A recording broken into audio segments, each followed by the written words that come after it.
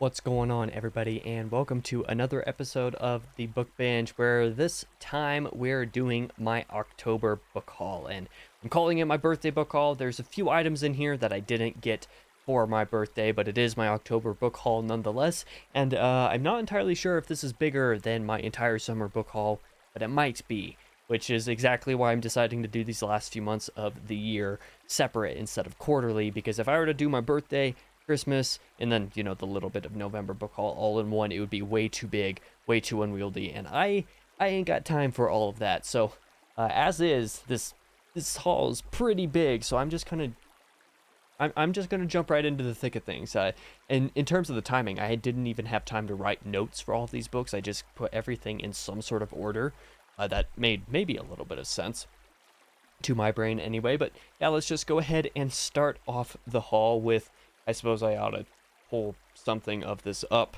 while I'm talking here. The very first thing I did receive was, I'm considering it an ARC, but I guess it's technically more of a proof. I did get a copy of The Dregs of Empire and Other Stories, an ebook version of it, even though it's a physical book, but I got the ebook, a PDF of it. That's the word that I'm looking for. I got a PDF of it so that I could proof the novella plus story collection, being one of the ones, or being the guy to have copy edited Tales Volume 3, and apparently having done a satisfying job with it. Christopher offered for me to be able to do the proof, and therefore sent my information to Anderida to do that. But thank you to Anderida for providing that for me. I had a great time reading that story. In fact, just a couple days ago, my review for The Dregs of Empire did come out a week ahead of its release. It comes out this coming Tuesday, so for anybody who's excited for that, you can check out that review over there.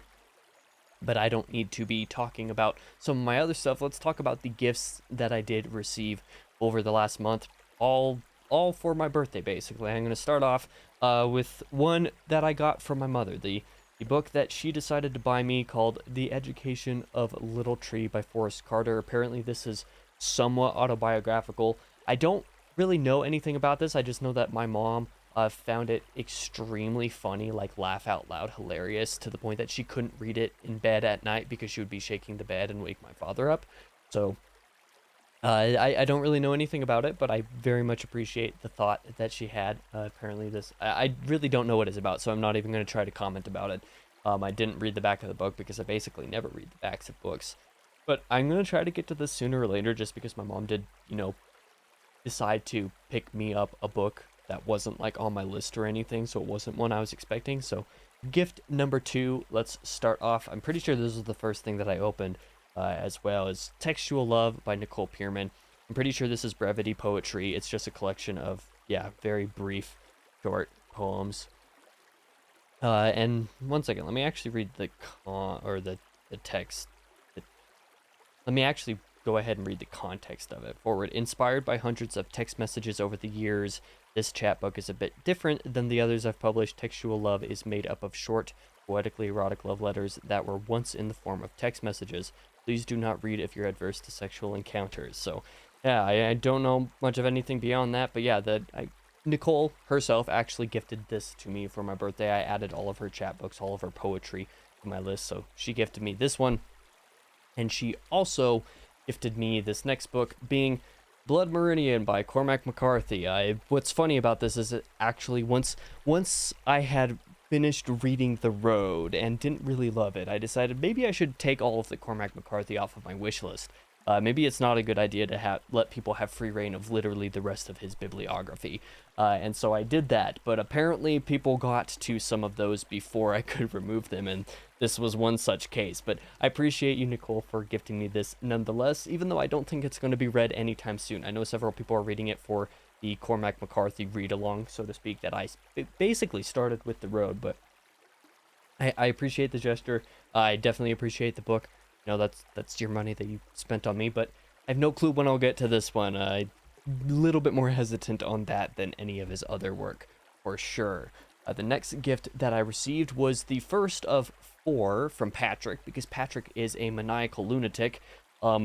This was a manga, Goodbye Eri. It's the only manga that I own. It's the only manga that I had on my list, and the reason it was on my list was because a YouTube channel that I love watching, Daryl Talks Games, kind of talked about this one in one of his recent, or I don't remember if it was recent, but in one of his videos, this was one of the stories that went along with the topic that he was discussing, and as such, I basically know what it's about, but I decided, like, maybe I should read that for myself. Maybe that would be pretty cool, because as a story, I really liked what was happening in that. So I appreciate the gift for that, Patrick. Next up was All the Pretty Horses, the first book in the Border trilogy by Cormac McCarthy. Again, like I said, a couple of these got picked up before I removed them, but yeah, if there was any other book by Cormac McCarthy that I was going to try, now that I've read The Road, I think this would be the one. All the Pretty Horses, just the Border trilogy in general. I'm not entirely sure on that, so I think this might be the one that I try next. I don't think Blood Meridian's going to be the one that I try next. I hear generally good things about it. I'm not sure how much I would like it, but maybe, I think I just need to get more used to his style. Although, actually, come to think of it, maybe No Country for Old Men next try before the Border trilogy. Who knows? I'm not sure. Either way, thank you, Patrick, for that. Alpha Beta Poetry was the next gift from Patrick. Again, another chapbook poetry collection by Nicole Pierman. This one is, alliteration poetry, where you take a letter of the alphabet and you do a poem where every single word starts with that letter. So something that is surely not easy to do, but that's what she did here. So I might try to plow through a couple of those chapbooks pretty soon, if nothing else than to bloat my my, my reading for the year at the end of the year. Maybe I'll do that next year, since I don't think I'll get very much done next year. Either way, the next gift was, I'm pretty sure this is pronounced 1Q84. I don't know actually if there's like a specific way that you're supposed to pronounce the title, but Murakami at his most Murakami. This is the complete trilogy, so it's a thick boy with a little bit of printing error in there, but still perfectly readable, which is fine by me, so I'm not too concerned about it. But 1,300 pages is adding another 1,000+ page behemoth to my TBR because reasons and because I can't help myself. Either way, thank you, Patrick, for all 4 of those gifts. You are an absolute lunatic, but I love you anyway. Next up on the list was a gift from Tokyo, the Futurological Congress by Stanislaw Lem. Stanislaw Lem. My accent is terrible. I am very sorry. And I'm also very bad at pronouncing things. But yeah, this is one of the few sci-fi books that I own at this point. I don't own much sci-fi, but this is one that several of my friends really like. And so think might be the Lem book that I would enjoy the most, maybe, but it's also probably the one that I could enjoy the least. I don't know. Sometimes messages around various books get kind of jumbled together in my brain, especially when you consider the next 2 items in this list, but I appreciate that gift, Tokyo. The next 2 of these were from Mr. DJ Banana, otherwise known as Nana. These were Tales of Perks the Pilot and Solaris, both also by Lem, hence why those messages, like I mentioned, were kind of getting jumbled in my brain. I forget which ones were about which book. This is the one that I know the least about. I had not even heard this title before people bugged me about adding it to my wish list, whereas Futurological Congress, Memoirs Found in a Bathtub, or whatever it's called in Solaris, I had heard of several times from people in my friend group reading it, and Solaris is just a well-known book in general. But yeah, these were a couple more sci-fi books to pad my bookshelf. And speaking of bookshelf, I'm actually running out of shelf space now. I have one full bookshelf that has nothing on it, but I'm using that for a lot of other storage, so I'm gonna have to rethink a lot of that storage. Once that's gone, I don't have any other space for books now, and that's kind of terrifying, because I thought that this setup, this office, just being my office and not also having a bed in here, would kind of solve my space problems when it came to bookshelves. Apparently not. Either way, the next item on the list was a gift from Mason, being Permutation City by Greg Egan. If you watched either of my discussions with Jonathan from Words in Time, you can find those. Who knows, I might have it in the end card, it might be in the description, I might forget to do either of those, but I do have a playlist on the channel called Discussions, and I believe the first 2 videos in that playlist are those 2 videos with Jonathan. And this was a book that he had kind of given me as a sort of rapid fire answer to what's a good book to read for hard sci-fi. This is one of his favorites, and so I added it to my list because yeah, I'm curious, let's just say. Not necessarily any plans to read this anytime soon, But if I do want to throw my hat into the ring and try a hard sci-fi book, this is going to be the one that I pick up.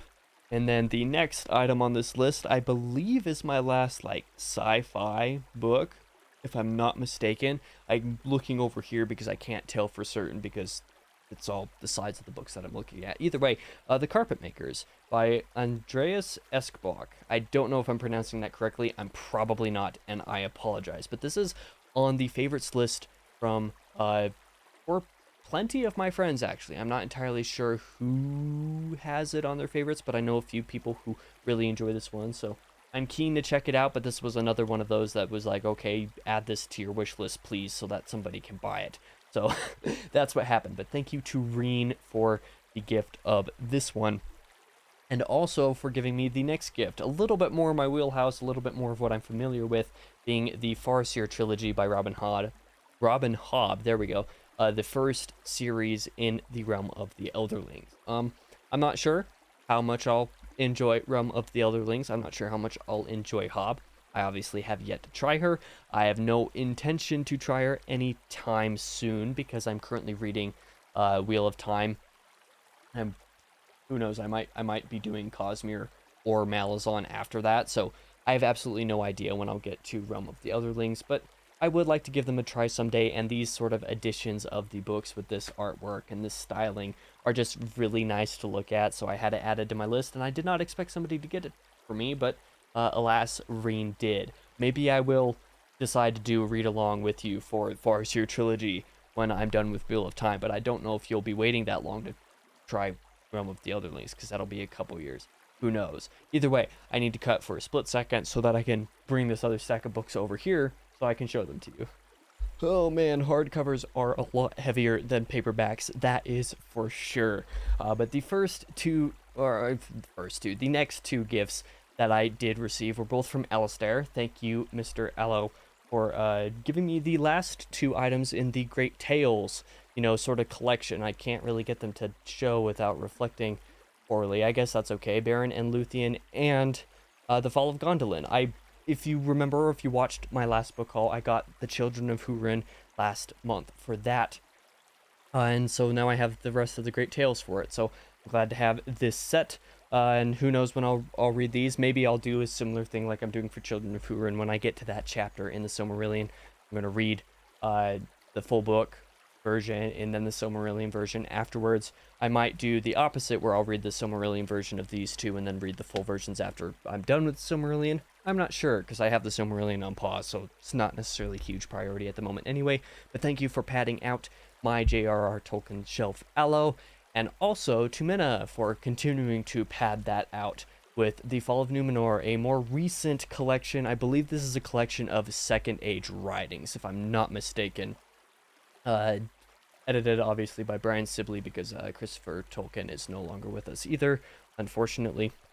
But yeah, it has a very dark, brooding cover that I actually really like. One of the reasons why I added it, even though I'm pretty sure a lot of the material in here has already been trod in different places, whether it be Silmarillion or probably most of it just in History of Middle-earth. But yeah, thank you for padding out my Tolkien shelf even more. There's relatively few of these, HarperCollins editions of these Tolkien books that I don't own at this point. So that's always fun and cool.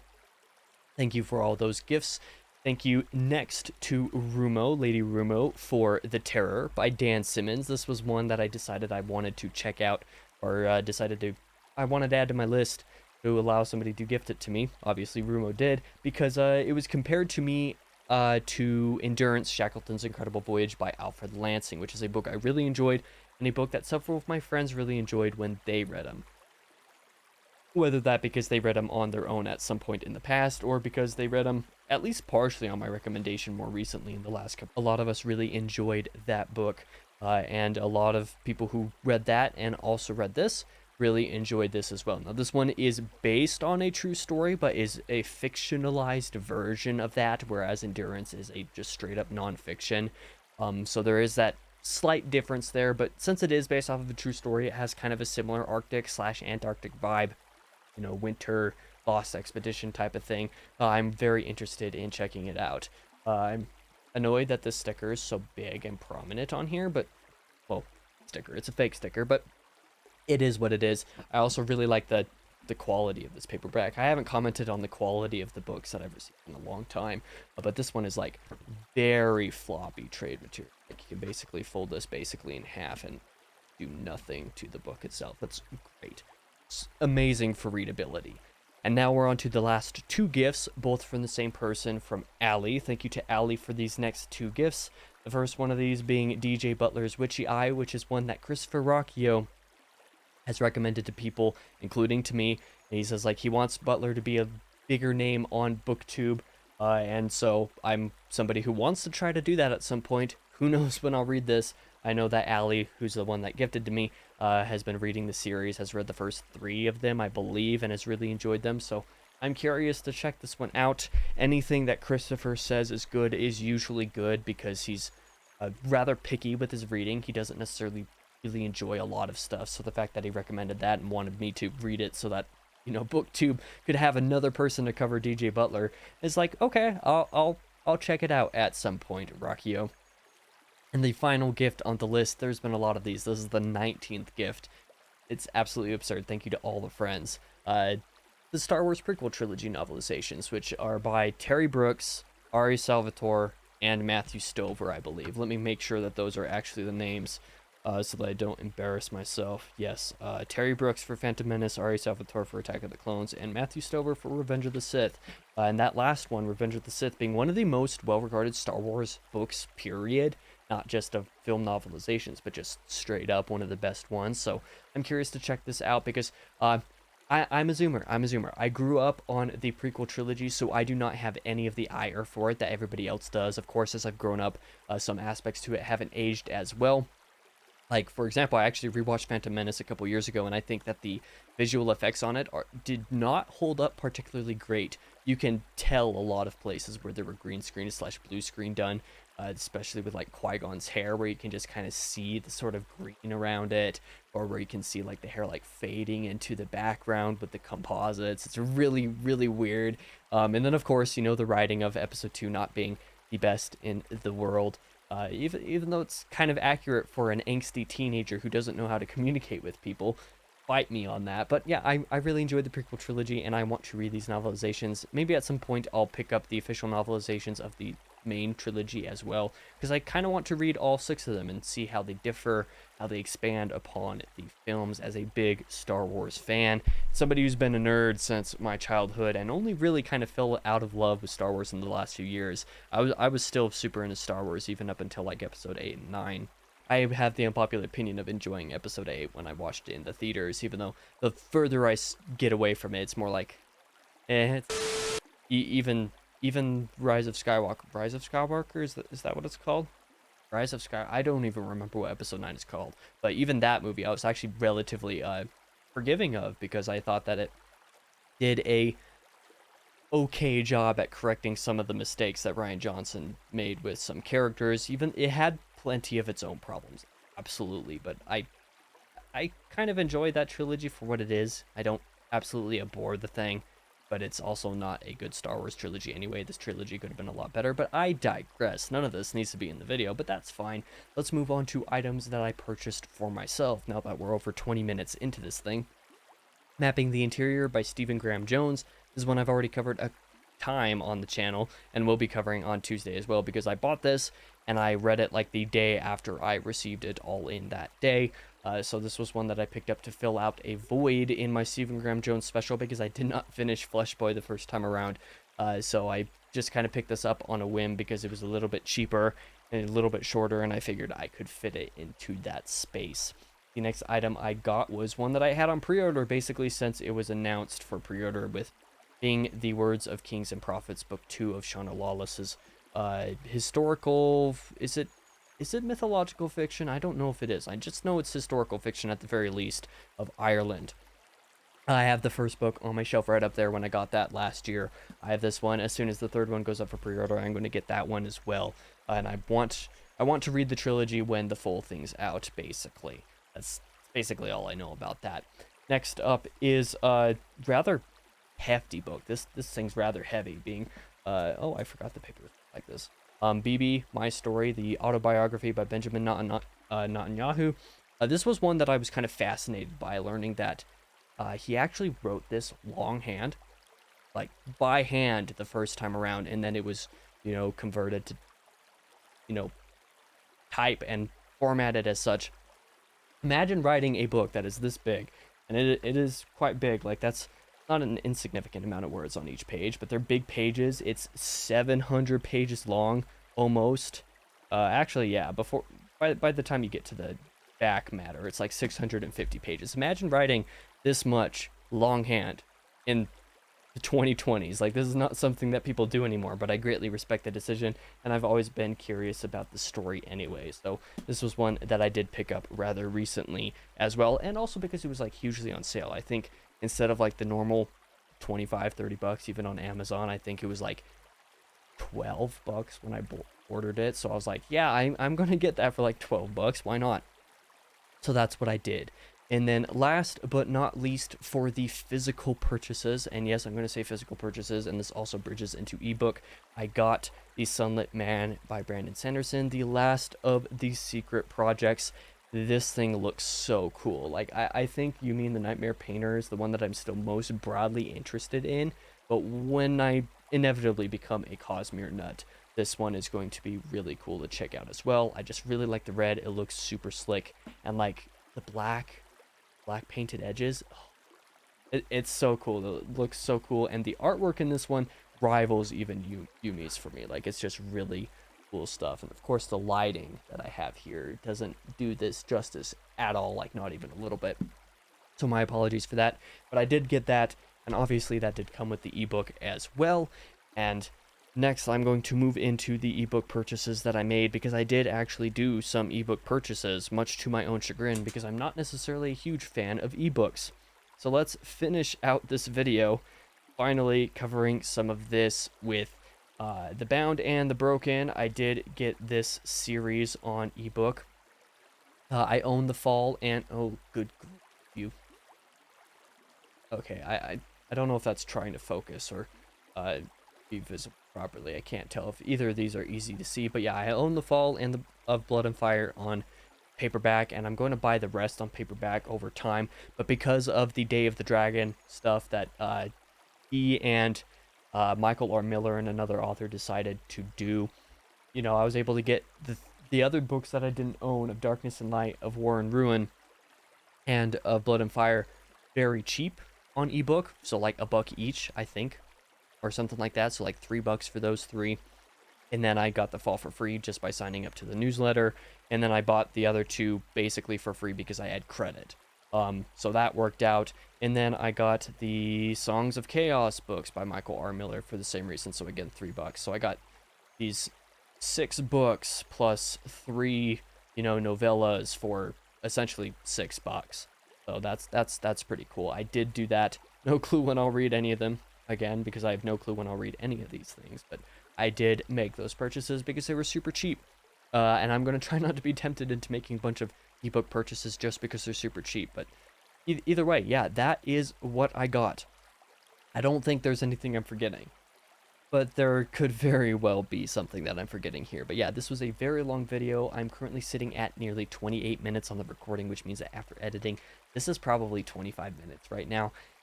That's pretty long, even for a single month of a book haul. So thank you guys for watching and sticking through this one. If you did, I appreciate that support very greatly. Stick around for Tuesday's video, being the October reading wrap-up, and November TBR. That one is also pretty a decent bit longer than normal, because there was a lot of little things I read, and talking about a lot of little things takes a lot more time than talking about a few big things, surprisingly enough. So thank you guys for watching. I'll be back in the next video.